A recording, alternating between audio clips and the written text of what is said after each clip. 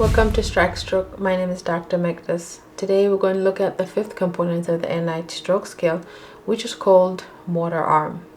This section is looking for weakness either in the right or left arm. How do we test this section during a stroke code? The examiner will ask the individual who's involved in stroke code to put their arms out in front of them and hold it for 10 seconds. If the individual is able to maintain this position for 10 seconds, then they have full strength and will be given a score of 0. A score of 1 will be given to an individual who has drift in one arm but does not hit any supporting material surrounding them, either the bed or the bed rail. A score of 2 will be given to an individual who has a drift and also hit supporting material around them, either the bed or the bed rail, within 10 seconds. A score of 3 will be given to an individual who has no effort against gravity, which means the instructor will ask them to put their arms out in this position, but they're not able to do that. In this case, the examiner could help the patient by lifting their arm up against gravity and letting go and see if the patient is able to maintain that position.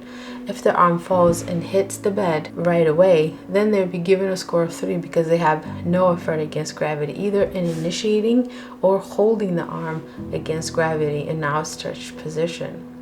A score of 4 will be given to an individual who has no movement at all, meaning when they're asked to move their fingers, they're not able to do that. The severity of weakness depends on the severity of stroke. Why do we see drift with stroke, or why is drift associated with upper motor neuron lesion?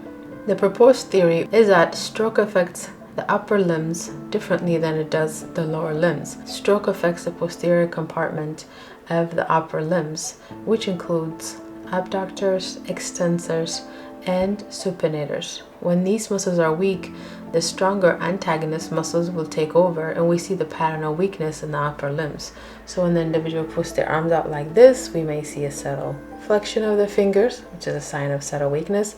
We may see flexion of the finger in the elbow, another sign of subtle weakness. Then we may see all three with pronator. This is called pronator drift. This is not part of the stroke code examination, but another test that could pick up subtle weakness in the upper arm is to ask the individual to rotate the arms about each other. If the arm is weak, that arm will be held still, while the strong arm will rotate about the weak arm. This happens because, again, the pattern of weakness is that the extensors and the abductors are weak, so therefore we see that weakness or the limited movement those muscles control. Thank you for watching. I hope you found this information useful, and the next episode we'll talk about the sixth component of the NIHSS stroke scale. And always remember to dial 911 if you or someone near you suddenly can't see, can't speak, can't walk, or can't feel. Let the operator know that you or someone near you might be having a stroke, so that you or the individual near you can be transported to the nearby comprehensive or primary stroke center for rapid stroke analysis and tailored treatment.